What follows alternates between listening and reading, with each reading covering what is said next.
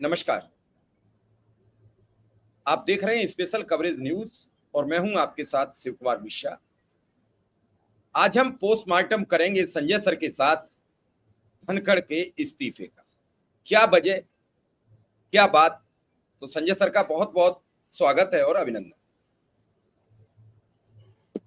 Sanjay sir ने कहा कि हम दिन भर की खबरों का जनता के समक्ष सुबह 6 बजे पोस्टमार्टम कर देंगे पूरे दिन का। देर रात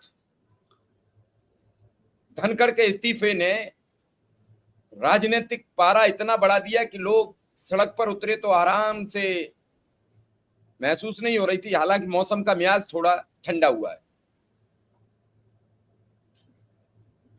दिन भर चिल्लाते रहे सदन ऐसे नहीं चलेगा, और रात को बोले कि मेरा स्वास्थ्य खराब हो गया, आप इस्तीफा ले लो। तो यह बड़ा सवाल है कि स्वास्थ्य बिगड़ा किसका? मोदी के, अभिमन्यु, चाणक्य या उनके चक्रव्यूह का, या फिर धनखड़ का? अब यह सवाल भाई बता सकता है जो धनखड़ जी के पास हो, जिसने ये पता हो उन्हें क्या क्या बीमारी है। क्या उन्हें शुगर से परेशान थे, हार्ट से प्रॉब्लम थी, फीवर आ रहा था, टाइफाइड था? कई सवाल है। माननीय सर्वोच्च पद पर तैनात है तो हम कुछ कह भी नहीं सकते। कई लोगों ने इसमें यह भी कयास लगाया कि उनका स्वास्थ्य सुप्रीम कोर्ट के चक्कर में बिगड़ गया। अब तक का इतिहास बता रहा है कि सुप्रीम कोर्ट में सरकार ने जिसने मोर्चा खोला उसका खुद का मोर्चा खुल गया। रविशंकर प्रसाद, किरेन रिजिजू, और अब हमको लग रहा है कि धनखड़। तो आखिर मोदी अपने लोगों को बचाने के चक्कर में और सुप्रीम कोर्ट पे टेरर बनाने के चक्कर में कितने लोगों को बलि का बकरा बनाएंगे? बड़ा महत्वपूर्ण पद है। मुझे राजनाथ सिंह का वक्तव्य याद आता है कि मेरी सरकार में इस्तीफे नहीं होते हैं। भैया हुआ भी तो ऐसे पद का हो गया कि अब समझ नहीं आ रहा है। हालांकि मोदी जी तो आज दिन में विदेश चले जाएंगे, लेकिन ये सवाल उन्हें जाने देगा या दौरा रद्द होगा, ये कल तय होगा। लेकिन मानसून सत्र के पहले दिन इस्तीफा आना विपक्ष की जीत के तौर पर संजय सर हम देख रहे हैं। वजह कुछ भी हो, लेकिन इसके पीछे मैं जानना चाहूंगा कि अब धनखड़ जी ने तो बोरा बिस्तर समेट लिया, अगला किसका समेटा जाएगा और क्या कारण है, क्या वजह दिख रही है आपको? नहीं, ये इस्तीफा तो बने अब स्वास्थ्य का कारण उन्होंने लिखा है, लेकिन ये मानने वाली बात नहीं है। स्वास्थ्य कारण से इस्तीफा देने का कोई मतलब नहीं था। जैसा आपने कहा कि दिन भर तो खूब अच्छा काम कर रहे थे, तो फिर इस्तीफा देने का, स्वास्थ्य कारण से इस्तीफा देने का कोई मतलब नहीं था। हालांकि मैंने इस उम्र में और वो अस्वस्थ हैं, पीछे वो बीमार रहे थे, अस्पताल में दाखिल हुए थे और शायद हार्ट का कुछ प्रॉब्लम था, तो तनाव वनाव लेने के लिए मना किया जाता है हार्ट के केस में। तो ये जब अस्पताल से डिस्चार्ज होकर के आए थे तभी ये सब हो सकता था। और जो पिछली बार जब अस्पताल में थे और अचानक उनको अस्पताल में एडमिट कराया गया था, तो वो 3-4 दिन में ही, मतलब मुझे याद नहीं है ठीक से एग्जैक्टली कितना था, लेकिन ऐसा कोई लंबा ब्रेक नहीं था या बहुत लंबे समय तक वो अस्पताल में नहीं थे। तो ये सब तो नहीं हो सकता कि उनकी बाईपास हुई हो या कुछ और बड़ा ऑपरेशन वगैरह हुआ या कुछ बड़ा मामला हो। तकलीफ कुछ थी, लेकिन जो भी रही हो वो 3-4 दिन में ठीक हो गए, तो इतना बड़ा नहीं माना जा सकता। अगर वो अटैक भी रहा हो तो 3-4 दिन में वो ठीक आ गए तो अटैक भी बहुत माइल्ड ही माना जाएगा। तो मुझे नहीं लगता है कि उनका स्वास्थ्य ऐसा था कि उनको स्वास्थ्य कारण से कोई इस्तीफा देना चाहिए था या आज देना चाहिए था। मतलब जब संसद का सत्र शुरू हुआ, आज दिन भर सब ठीक करने के बाद उन्होंने इस्तीफा दिया, तो ऐसा कोई कारण नहीं था। लेकिन आज ही संसद में जगदीप अपने नड्डा जी, जेपी नड्डा माने पूर्व भाजपा अध्यक्ष ने राज्यसभा में बड़ी दबंगई से कहा कि मैं जो कहूंगा वही रिकॉर्ड में जाएगा, आप जो कहेंगे वो रिकॉर्ड में नहीं जाएगा। तो ये बिल्कुल अनुचित था, मतलब बोलना। मैंने ठीक है, वो राजनीति है, उनका मामला है, लेकिन रिकॉर्ड में क्या जाएगा ये राज्यसभा अध्यक्ष को तय करना होता है, जो आसन पे होता है। और कोई ये कहे कि नहीं मैं जो कहूंगा वही जाएगा और आप जो कहेंगे वो नहीं जाएगा, तो तो सबसे पहले मुद्दा तो यही है कि यही बात जाएगी कि नहीं रिकॉर्ड में, कि कोई कह रहा है कि मैं जो कहूंगा वो जाएगा और वो अध्यक्ष से अलग कोई है तो वही रिकॉर्ड में जाएगा कि नहीं। तो ये दिन में जब मुझे पता चला कि उन्होंने ऐसा कहा है तो मैंने कहा कि ये चेक किया जाना चाहिए कि क्या रिकॉर्ड में गया। ब्रॉडकास्ट अगर हो गया, मैं हमेशा कहता हूँ कि जब टीवी पे लाइव ब्रॉडकास्ट हो रहा है तो रिकॉर्ड में क्या जाएगा क्या नहीं जाएगा वो बहुत मतलब नहीं है, लेकिन अब जब रिकॉर्ड में जाना और डिलीट करना हटाने का रिवाज है तो मैं ये चेक करना चाहता था कि ये रिकॉर्ड में गया कि नहीं, कि मैं जो कहूंगा वही। जेपी नड्डा ने जो कहा कि मैं जो रिकॉर्ड में कहूंगा वो जाएगा, मैं जो चाहूंगा वही रिकॉर्ड में जाएगा, मैं जो कहूंगा वो रिकॉर्ड में जाएगा, तो मैं ये चेक करना चाहता था। और जब तक मैं चेक कर पाता उससे पहले मुझे पता चला कि उपराष्ट्रपति ने इस्तीफा दे दिया है। तो एक कारण तो ये हो सकता है कि ये इन्होंने कहा और वो उनको बुरा लगा, लेकिन भाजपा में बुरा लगने का ऐसा कोई रिवाज नहीं है और ऐसा कोई जानकारी नहीं है। और अगर बुरा लगना होता तो और भी बहुत सारे मामले हैं जो उनको बुरा लगा होता और बुरा लगने से इस्तीफा देना चाहिए, और मुझे नहीं लगता है कि ऐसा था। लेकिन ऐसा उन्होंने कहा, ये कहना जरूर कुछ अलग है, लीक से हटके है, तो हो सकता है कि इनको कहा गया हो कहने के लिए और उनको कहा गया हो कि आप इसको मुद्दा बना करके छोड़ सकते हैं, तो उन्होंने स्वास्थ्य कारण से छोड़ दिया और समझा ये जाएगा कि उन्होंने ऐसा कहा इसलिए उन्होंने ले लिया, या ऑफ द रिकॉर्ड ये कहा जा सकता है वगैरह वगैरह। तो मुझे लगता है कि ये सब कुछ हो सकता है, लेकिन कुछ ना कुछ तो कारण है और वो स्वास्थ्य नहीं है। बेशक इसमें कोई दो राय नहीं है कि स्वास्थ्य नहीं है, कुछ ना कुछ तो कारण है। और इस कई कारण हो सकते हैं, जैसे आपने कहा कि एक तो ये अपना जो अपना सुप्रीम कोर्ट का ये है कॉलेजियम सिस्टम, उसके खिलाफ काफी मुखर थे। अपना ये जस्टिस यशवंत वर्मा वाले मामले में भी काफी मुखर थे, और सुप्रीम कोर्ट के मामले में माने वो अपना जो राष्ट्रपति और सर्वोच्चता वाला मामला है उसमें भी मुखर थे।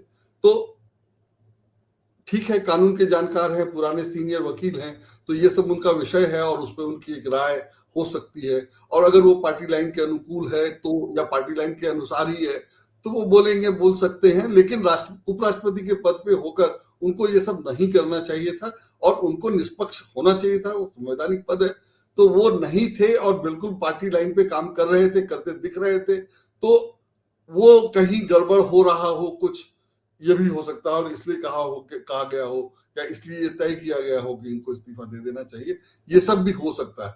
तो ये सब एक दो दिन में क्लियर होगा, लेकिन अभी तो इतनी सी बात क्लियर है कि उन्होंने इस्तीफा नहीं दिया, इस्तीफा स्वास्थ्य कारण से नहीं दिया है। और वैसे भी अभी तक के इतिहास में उपराष्ट्रपति ने ऐसे अचानक राजनीतिक कारणों से इस्तीफा नहीं दिया है। वो कारण ये रहा है कि उपराष्ट्रपति का चुनाव लड़े, राष्ट्रपति का चुनाव लड़े, राष्ट्रपति का देहांत हो गया, कार्यवाहक के पद पे रहे। तो वीवी गिरी और इनके केस में था, दो मामले हैं ऐसे जो इन लोगों ने इस्तीफा दिया है, लेकिन वो ऐसा नहीं था कि कारण राजनीतिक माना जाए, वो बिल्कुल स्पष्ट था कि इस कारण से उन्होंने इस्तीफा दिया।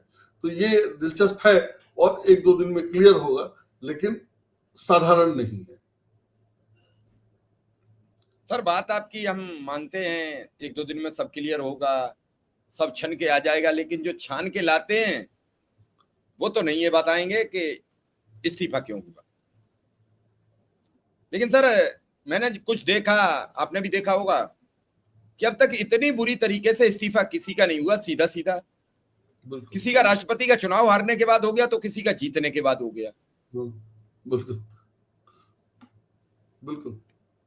अब राजनाथ जी क्या सोचेंगे सर कि हमारी सरकार में इस्तीफा नहीं होता है, हो गया तो सीधा बड़े दाऊ का हो गया, अब केवल बाबा बचे हैं, यानी राष्ट्रपति बचे हैं। तो सर लोगों के दिलो दिमाग पर बात उतर नहीं रही है। नहीं, इसमें ये है, अभी महाराष्ट्र के राज्यपाल ने इस्तीफा दिया था, और भगत सिंह कोश्यारी ने इस्तीफा दिया था। वो तब दिया था जब उनको सुबह उठा करके शपथ दिलवाई गई थी उनसे, और फिर वो सरकार गिर गई थी, इस्तीफा हो गया था वगैरह वगैरह। और फिर महाराष्ट्र में जो सब हुआ, जो सुप्रीम कोर्ट तक मामला गया, विधानसभा अध्यक्ष ने फैसला नहीं दिया वगैरह वगैरह, तो उसमें राज्यपाल जैसे फंसे थे, या उनको जैसे फंसाया गया था, या जो सब उनको करना पड़ा, या जो सब उनसे करवाया गया, या आगे उनको जो सब करने की जरूरत हो सकती थी, मुझे लगता है कि उन्होंने भी इस्तीफा इसीलिए दिया होगा। नहीं तो वो भी लगभग स्वास्थ्य कारण, उन्होंने स्वास्थ्य कारण शायद नहीं कहा था, लेकिन अचानक इस्तीफा दिया था। तो अगर राज्यपाल के पद से कोई इस्तीफा दे रहा है तो एक मामला वो भी था, और वो भी बीजेपी की ऐसी ही राजनीति का कारण था कि हम जो कहते हैं वो करो वाला मामला, और उसमें आपकी बिल्कुल चलेगी नहीं, या आप पद पे हैं तो आप फंस जाते हैं। तो वो इस्तीफा एक ऐसा था। और मंत्री का इस्तीफा नहीं होना, सांसद का इस्तीफा नहीं होना, मंत्रिमंडल में किसी को शामिल कर, तो मंत्री का इस्तीफा इसलिए नहीं होता है कि आपने कुछ गलती किया, जिम्मेदारी ली, तो वो तो नहीं होता है, लेकिन सबको हटाया ही जाता है, बड़े आराम से हटाया जाता है, और किसी को चूंचा करने का वो नहीं है। तो कितने ही कानून मंत्री बदले, आपने बताया ही, तो वो इस्तीफा तो हुआ ही है, इस्तीफा नहीं हुआ है तो उनको हटा दिया गया है। लेकिन उपराष्ट्रपति माने राज्यपाल और उपराष्ट्रपति के केस में तो इस्तीफा ही होना था। लेकिन जिस ढंग से राजनीति चल रही है उसमें तो हटा देना बहुत साधारण काम है, किसी को भी कैसे भी। दो लोग राजनीति करते हैं और दो लोगों की ही चलती है, जो वो चाहते हैं वही होता है। और उसमें तो अभी चुनाव आयोग का दिखाई दे रहा है कि चुनाव आयोग कैसे काम कर रहा है। अजीत का आज एक बड़ा अच्छा खुलासा है कि उसने चुनाव आयोग ने ट्वीट किया कि इन लोगों को ये एक्नॉलेजमेंट दिया गया है, और अजीत अंजुम वहीं जाकर के उन्हीं लोगों से कहलवा पूछ चुका कि नहीं, एक्नॉलेजमेंट कुछ नहीं दिया गया, और सिर्फ फोटो के लिए खिंचवाया गया। तो अगर चुनाव आयोग इस ढंग से काम कर रहा है तो सरकार बाकी लोगों को या बाकी संस्थाओं को काम करने के लिए कैसे मजबूर कर रही है, उसका एक उदाहरण या संकेत तो मिलता ही है। तो अगर उससे परेशान होकर इस्तीफा दे दिया तो भी एक बात है, और अगर कहा ही गया कि इस्तीफा दे दो तो भी, तो वो राजनाथ सिंह ने जो कहा था कि हमारे यहाँ इस्तीफे नहीं होते हैं, ये वो वाला मामला नहीं है। राजनाथ सिंह ने कहा था कि हम गलती, बदमाशी, बेईमानी, चोरी सब करते रहेंगे, इस्तीफा नहीं देंगे, कर लो जो करना है, जो टेनी के केस में हुआ था। तो वो अलग चीज है। लेकिन यहाँ तो हटा दिया जाएगा, वो तो कानून मंत्री के मामले ही में हुआ है, और कितने ही मंत्रियों के मामले में हुआ है।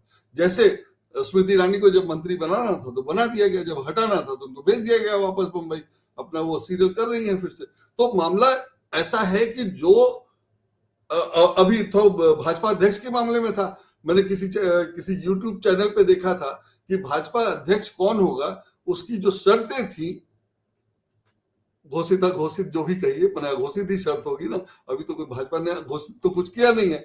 तो लेकिन जो शर्तें बताई जा रही हैं उनमें एक शर्त ये भी है कि उम्मीदवार को गुजरात लॉबी का नहीं होना चाहिए। तो जब ये स्थिति है तो इसका मतलब भाजपा आरएसएस में भी जरा टसल चल रहा है, और अध्यक्ष का चुनाव 2 साल से ज्यादा हो गया, नहीं चल रहा है। तो अगर भाजपा अध्यक्ष का चुनाव नहीं हो पा रहा है, और उसमें है कि योगी जी को भी बनाया जा सकता है, योगी जी आरएसएस के नहीं है, और मोदी जी को 75 साल में छोड़ना है, ये सारी बातें ऐसी हैं कि कुछ मामला, कुछ गड़बड़ चल रहा है। कुछ गड़बड़ नहीं चल रहा है तो मतलब कुछ पक रहा है, और वो पक कर क्या पक रहा है, क्या निकलेगा, उसमें क्या डाला जाएगा, क्या निकाला जाएगा, ये सब मामला मुझे लगता है कि 2-4 दिन में, या माने मोदी जी के 75 साल होने के आसपास, सितंबर खत्म होने के बाद सब पिक्चर क्लियर होगा कि क्या होगा। अगर मोदी जी जीत जाते हैं अपने आंतरिक उसमें और प्रधानमंत्री बने रहते हैं तो फिर सब ठीक चलेगा, नहीं तो बीच में कुछ उठापटक अपेक्षित है। और वो अध्यक्ष नहीं बनने से भी क्लियर है, मतलब अध्यक्ष का उम्मीदवार कौन होगा नहीं बनने से भी क्लियर है, और अब जो है उपराष्ट्रपति के इस्तीफे से तो काफी ही क्लियर हो गया है। तो देखा जाए, अभी कुछ अटकल ही लगा सकते हैं हम लोग, अभी कुछ आधिकारिक घोषणा इसमें कुछ होना नहीं है, क्योंकि आधिकारिक घोषणा तो यही कि स्वास्थ्य कारण से इस्तीफा दिया, लेकिन ये भी उतना ही स्पष्ट है कि मामला स्वास्थ्य नहीं है, कुछ और है, जो निश्चित रूप से राजनीति होगी, और तो कुछ हो नहीं सकता। तो देखा जाए। तो जब नड्डा जी ने अपना बयान दिया तो आपको कुछ संशय लगा? बिल्कुल, वो बयान बिल्कुल अस्वाभाविक, असामान्य और अनुचित था, माने किसी को भी नहीं कहना चाहिए। तो क्या इससे पहले उपराष्ट्रपति इस बार नहीं बोल पाए कि विपक्ष को हम घेर लें? क्या रहा वजह? सर नहीं, मैंने आज मैं देख नहीं रहा था, मैंने ये बाद में देखा, मैं उस समय देख नहीं रहा था, लेकिन बाद में मैंने सुना कि आज धनखड़ जी ने इनको अपने खड़गे जी को खुलकर बोलने दिया, और नॉर्मली वो नहीं बोलने देते थे, रोक देते थे। तो इस बार आज खड़गे जी को बोलने दिया, तो इससे ये भी अटकल लगाई जा रही है कि चूंकि इनको पता था कि इनको छोड़ना है, और इनको कह दिया गया था कि छोड़ना है, या इन्होंने तय कर लिया था इनके बाद, पता नहीं ये सब कैसे आगे पीछे का कंसिक्वेंस मुझे पता नहीं है, लेकिन सारी चीजें आधी हुई हैं। तो हो सकता है कि इन्होंने आज नहीं रोका अगर खड़गे जी को, तो इसलिए भी नहीं रोका, ये भी एक चर्चा है आज। मैंने और कई लोगों ने, कई मित्रों ने इस पे बात कर रहे थे लोग, और ये कहा है कि धनखड़ जी जो है उन्होंने सर खड़गे जी अभी को अभी आज एक और खबर आ गई, हाँ आज तक क्या में है? एक खबर लगाई है, धनखड़ ने इस्तीफा देकर ये संदेश देने का प्रयास किया कि प्रधानमंत्री जी उन्हें मनाएं, इस्तीफे से रोकें, इस्तीफा नामंजूर करें तो वो फैसला बदल सकते हैं। जयराम रमेश कहते नजर आ रहे हैं कि उन्होंने अपना इस्तीफा तो द्रौपदी मुर्मू को सौंप दिया है, जो राष्ट्रपति महोदया हैं। हाँ संसद के मानसून सत्र के पहले दिन समाप्त होने के बाद उन्होंने ये फैसला लिया है। कांग्रेस नेता जयराम रमेश ने प्रधानमंत्री मोदी से आग्रह किया है कि वह धनखड़ को मनाएं। हाँ, लेकिन मनाने का कोई मतलब नहीं। अगर कोई कह रहा है कि मेरा स्वास्थ्य ठीक नहीं है और मेरे लिए स्वास्थ्य पहली जरूरत है, तो पार्टी को भी नहीं कहना चाहिए कि नहीं नहीं आप जान दे करके हमारे लिए काम करो या देश के लिए काम करो। तो ये अब कोई मतलब नहीं है। उन्होंने कहा है कि तत्काल प्रभाव से इसे लागू किया जाए। उन्होंने कोई धारा वारा भी लिखी है उसमें इस्तीफे में। तो अगर राष्ट्रपति लिख रहे हैं कि किन धाराओं के, किन नियमों के अनुसार उनको तत्काल प्रभाव से रिलीव किया जा सकता है, तो अब आप उपराष्ट्रपति को नहीं रिलीव करेंगे तो किसको करेंगे? और फिर मतलब ऐसा कोई नौकरी गुलामी थोड़ी है। तो उपराष्ट्रपति की नौकरी तो कम से कम गुलामी नहीं है। आप बाकी नौकरियों में लगा सकते हैं कि 3 दिन का नोटिस देना पड़ता है। हालांकि वहां भी ये विकल्प होता है कि आप सैलरी काट लीजिए, जो 1 महीने का नोटिस पीरियड होता है, वहां भी ये विकल्प होता है कि 1 महीने का पैसा काट लीजिए, हमें आज से रिलीव कर दीजिए। सरकारी नौकरी में नहीं हो सकता है। सरकार ये सब कह सकती है कि चुनाव है, जरूरी है, वगैरह वगैरह। लेकिन और सरकारी कर्मचारियों के मामले में सरकारी नियम लागू होते होंगे, लेकिन इन्होंने, उपराष्ट्रपति ने तो अपना नियम भी उल्लेख किया है कि इस नियम के तहत उन्हें तत्काल प्रभाव से कार्य मुक्त किया जाए। कांग्रेस मनाने का कांग्रेस नेता कुंवर दानिश अली कह रहे हैं कि 75 साल पूरे होने से पहले ही उपराष्ट्रपति जगदीप धनखड़ ने अचानक इस्तीफा, आरएसएस की तरफ से नरेंद्र मोदी जी को एक बार फिर साफ इशारा है। सियासी गलियारों में यह चर्चा तेज है कि इस्तीफे के बाद क्या मंत्र योगी आदित्यनाथ जी को उपराष्ट्रपति बनाने की तैयारी चल रही है? नहीं, योगी आदित्यनाथ जी को अगर उपराष्ट्रपति बना दिया जाएगा तो उनके लिए भविष्य बहुत डार्क हो जाएगा। उनकी अभी उम्र इतनी नहीं है कि वो उपराष्ट्रपति बन के फिर सिर्फ राष्ट्रपति पद के लायक रह जाए। उपराष्ट्रपति अगर वो अभी बन भी जाएंगे, हो सकता है मोदी की चालों, क्योंकि मैं आपको एक वाकया याद दिला दूं। बात 2002 की थी। अटल बिहारी वाजपेयी ने नसीहत दी थी तत्कालीन गुजरात के मुख्यमंत्री नरेंद्र मोदी को, और तब लाल कृष्ण आडवाणी ने राजधर्म याद दिलाया था उन्होंने। बिल्कुल बिल्कुल बिल्कुल। और तब हमारे जिन्ना की मजार पर जाने वाले भारतीय जनता पार्टी के सर्वोच्च नेता लाल कृष्ण आडवाणी गृह मंत्री हुआ करते थे। उन्होंने अटल बिहारी वाजपेयी जी की एक नहीं चलने दी, वरना इस्तीफा उसी दिन हो जाता। और वो एक इस्तीफा जाने कितने नेताओं पर भारी पड़ा है आज तक। बिल्कुल। कितने जेल गए, कितने रेल गए, कितने खेल गए, और कितने अंतर ध्यान हो गए। सर बड़ी गंभीर बात, कितने अंतर ध्यान हो गए। बिल्कुल बिल्कुल। तो कहीं योगी आदित्यनाथ कोई लंबी पारी न खेल पाए, हो सकता है। या बड़े बड़े प्लानर्स हैं। नहीं, लेकिन ये कोशिश हो सकती है, लेकिन ये स्वीकार नहीं करेंगे योगी जी। और दूसरा ये कि भाजपा या आरएसएस के हित में भी नहीं है कि योगी जैसे नेता को अभी उपराष्ट्रपति बना करके आगे के लिए नहीं रखा जाए। मतलब योगी अभी फ्यूचर में जो भाजपा की जो एग्रेसिव हिंदुत्व की राजनीति है, उसमें योगी की भूमिका हो सकती है आगे, या हो सकता है आगे बहुत जरूरत पड़े, उसके बिना नहीं चले। एक और आरएसएस के नेता हैं, हाँ, हरनाथ सिंह यादव, हाँ, जो पूर्व राज्यसभा सांसद रहे। वो कह रहे हैं कि धनखड़ जी ने अपने पद से स्वास्थ्य कारणों से त्याग पत्र दिया है। मतलब बातें आना शुरू हो गई। ऑफिशियल बीजेपी स्टैंड तो यही रहेगा। ऑफिशियल बीजेपी स्टैंड तो यही रहेगा कि स्वास्थ्य कारणों से दिया है, लेकिन इसको मानने का कोई कारण नहीं, मतलब बिल्कुल भी नहीं है। क्योंकि अगर इनकी तबीयत बहुत ही खराब हो गई है तो उपराष्ट्रपति रहते हुए भी अच्छा इलाज मिलेगा। अगर छोड़ देंगे तो 75 साल के हो गए और अस्पताल में जगह ना मिले, एम्स में तो एडमिशन ना होता है, जगह नहीं मिलती है। और अगर सरकार नहीं चाहेगी तो पद पे रहते तो फिर भी अपने आप मिल जाता। अगर ये पद पे नहीं रहेंगे, इस्तीफा दे देंगे, नाराज रहेंगे, तब तो फिर तो एडमिशन भी मिलना है उसमें मुश्किल है। तो इसलिए इमरान मसूद कह रहे हैं कि 1 घंटे में कैसा स्वास्थ्य बिगड़ गया। बिल्कुल भाई 6 बजे तक सदन में रहे और 1 घंटे में बिजनेस एडवाइजरी कमेटी की बैठक होती है और फिर इस्तीफा का एक।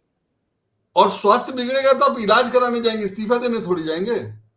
स्वास्थ्य बिगड़ेगा तो आप डॉक्टर के पास जाएंगे, बॉस के पास थोड़ी जाएंगे इस्तीफा देने। तो इसलिए वो तो कारण हो ही नहीं सकता, उसमें 1% भी यकीन नहीं किया जा सकता, कोई नहीं करेगा।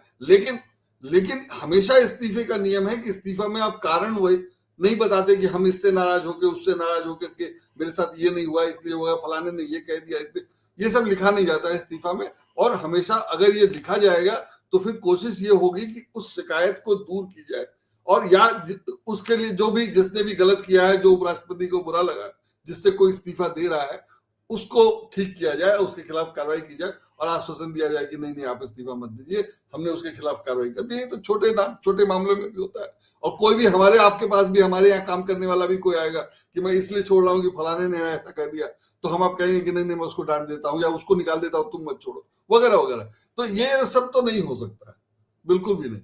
तो इसलिए वो बात यही है कि आज ही कहा नड्डा जी ने और आज ही इन्होंने इस्तीफा दिया, तो 101% ये प्लान्ड है कि ऐसा कहा जाएगा। और उसके बाद अगर इनको लगे धनखड़ जी को कि हमने मोरल ग्राउंड पे इस्तीफा दिया है, तो वो एक थोड़ा सीना चौड़ा करके कह सकते हैं कि हाँ भाई मेरे सम्मान को ठेस पहुंची, या जो कहा गया वो मुझे ठीक नहीं लगा इसलिए मैंने इस्तीफा दिया, तो वो ये कह सकते हैं। तो ये नहीं लगेगा कि बीजेपी वालों ने उनको हटा दिया।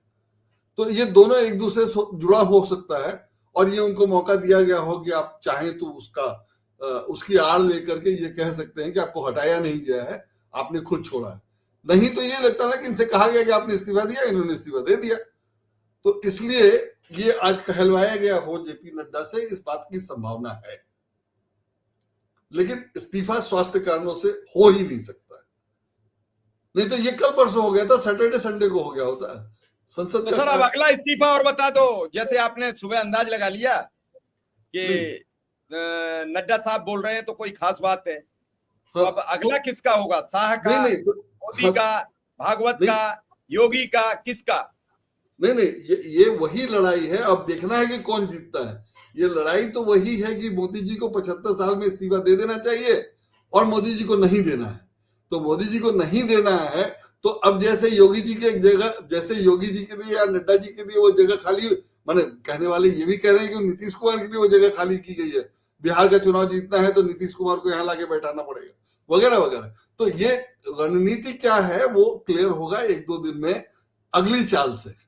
तो अगली चाल क्या होगी उससे पता चलेगा कि रणनीति क्या है या किसने हटाया। आरएसएस ने ही तो नहीं कहा कि आप छोड़ दीजिए, तब मोदी जी पे दबाव डाला जा सकेगा कि धनखड़ साहब तो कम उम्र में ही छोड़ दिया, आप तो 75 के हो गए, उनकी तो उम्र कम है मोदी जी से शायद धनखड़ साहब की उम्र कम है, मैंने चेक नहीं किया। तो ये भी हो सकता है कि इनसे कहा गया हो कि आप छोड़िए, तब मोदी जी से भी छुड़वाएंगे। ये सब हो सकता है। तो पता नहीं, माने 2-4 दिन में क्लियर होगा, और 2-4 दिन में नहीं तो कम से कम अगला स्टेप क्या होता है उससे पता चलेगा। लेकिन अभी उसके बारे में कोई अंदाजा नहीं लगाया जा सकता है। अब आप जानते हैं एक पत्रकार अजय कुमार जी हैं जो टीवी पे रहते हैं, थे अब नहीं है। वो ये कह रहे हैं कि अब धनखड़ जी अच्छे हो गए कांग्रेस के लिए इस्तीफा देते ही। मतलब इसमें कांग्रेस का क्या लेना देना है? नहीं, और अगर कोई कहता है कि हाँ अच्छा है बुरा है, तो इसका मतलब ये नहीं है कि वो अच्छे हो गए। माने उन्होंने जो किया वो अपनी जगह है, और अगर उन्होंने उसके विरोध में या जो उनसे करवाया गया उसके विरोध में इस्तीफा दे दिया तो अच्छी बात तो है ही। तो लेकिन अब उसको कहा क्यों नहीं गया और क्यों कहने में दिक्कत क्या है, ये सारी बातें हैं, वो अपनी जगह है। तो अपनी सोच है, आप उसको कह सकते हैं। माने मैं तो तारीफ करूंगा कि उन्होंने छोड़ दिया जो उनसे करवाया जा रहा था, और अगर वो नहीं करना चाहते थे और फिर भी करना पड़ रहा था तो छोड़ देना सर्वश्रेष्ठ था। लेकिन तो सर एक और बात है जो आपको हैरान कर देगी। यशवंत वर्मा से धनखड़ जी ने इस्तीफे की कही, तो यशवंत वर्मा ने तो नहीं दिया इस्तीफा, ना उनका हुआ इस्तीफा। धनखड़ जी को इस्तीफा देना पड़ गया। ये सर हमें जरूर समझा दो, मुझे अभी याद आया। नहीं यही राजनीति है। वही मैं कह रहा था कि धनखड़ जी ये पूरा जोर लगा रहे थे कि यशवंत वर्मा को इस्तीफा दे देना चाहिए, और ये कॉलेजियम सिस्टम का गड़बड़ है वगैरह वगैरह। धनखड़ जी ने यह भी कहा कि यशवंत वर्मा का केस हम ही सुनेंगे, सुप्रीम कोर्ट नहीं सुन सकता है, पार्लियामेंट सर्वोच्च है। और यशवंत वर्मा ने सुप्रीम कोर्ट में याचिका दायर की है कि उनकी सुनवाई की जाए। और इधर ये उनके खिलाफ का ये क्या बोलते हैं, इनके खिलाफ मामले के लिए रिजिजू ने कहा कि 100 सिग्नेचर हो गए हैं उनके खिलाफ मामला शुरू करने के लिए। तो वो तो है ही है, वही मामला है और असली राजनीति वही है जो मैं कह रहा था कि सुप्रीम कोर्ट और ये संसद और सुप्रीम कोर्ट की सर्वोच्चता का मामला है कि दोनों में कौन ऊंचा। इसमें अपना क्या बोलते हैं, जगदीप धनखड़ सरकार की तरफ से बैटिंग कर रहे थे, सरकार की तरफ से मतलब बीजेपी की तरफ से बैटिंग कर रहे थे। और बीजेपी ये चाहती है कि सब कुछ सरकार या संसद के नियंत्रण में रहे, कि एक बार हमें बहुमत मिल जाए तो हम संविधान सब बदल के फिर चुनाव नहीं कराए। एक देश एक चुनाव, साल में पांच साल में एक बार चुनाव हो जाएगा पूरे देश में, और फिर जिसको हम चाहेंगे सरकार बनेगी और जिसको चाहेंगे प्रधानमंत्री बने। जैसे आरएसएस का एक प्रमुख होता है वैसे सरकार का एक प्रमुख होगा। ये सब योजना है, लगता है कि ऐसे ही है, सरकार ऐसे ही काम कर रही है। सभी संवैधानिक संस्थाओं को नियंत्रण में लेकर, चुनाव आयोग उसमें सबसे नया और सबसे स्पष्ट है, लेकर ये काम किया जा रहा था। उसमें ये मामला जो है थोड़ा गड़बड़ा गया लगता है, क्योंकि सर्वोच्च न्यायालय का जो रुख है वो काफी सख्त है। और आज तो सर्वोच्च न्यायालय ने ईडी को भी काफी खरी खोटी सुनाई है, यहां तक कह दिया कि मुंह मत खुलवाइए, बुलवाइए मत। तो ये सब हो गया है। और ईडी वाले मामले में कर्नाटक सरकार गिराने की तैयारी है। तो और ईडी के खिलाफ मद्रास हाई कोर्ट ने भी कल कुछ टिप्पणी की है। तो मामला जो है बहुत ज्यादा हो गया था, और कहीं ना कहीं कोई ना कोई तो विरोध करेगा ही, बहुत ज्यादा नहीं होगा, थोड़ा बहुत तो होगा ही। तो ये सब उसका हिस्सा भी हो सकता है। धीरे धीरे वही मैं जो कह रहा हूँ कि 1-2 दिन में पता चलेगा कि क्या क्या रणनीति है, किसकी चाल है, और चाल सही चले गई या नहीं, या जो चाहते थे वही हुआ कि नहीं, ये सब धीरे धीरे समझ में आएगा। हो सकता है इस्तीफा किसी और का करवाना हो, इन्होंने दे दिया, ये सब भी हो सकता है। तो लेकिन तो धीरे धीरे समझ में आएगा। शाम तक इनका वापस हो जाए और किसी और का हो जाए कल। वापस लेना तो मुझे लगता है कि बहुत खराब होगा उपराष्ट्रपति के लिए भी। जब इन्होंने इस्तीफा, अगर उपराष्ट्रपति ऐसे काम करते हैं कि उन्होंने इस्तीफा दे दिया और फिर वापस ले लें, तो मुझे लगता है कि ये जरा हल्कापन हो जाएगा। करना नहीं चाहिए, लेकिन पता नहीं।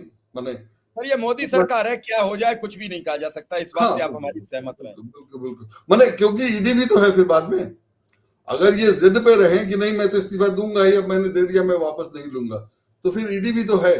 और ईडी सिर्फ व्यक्ति विशेष के खिलाफ काम नहीं करती है ना, ईडी तो पूरे परिवार के खिलाफ काम करती है।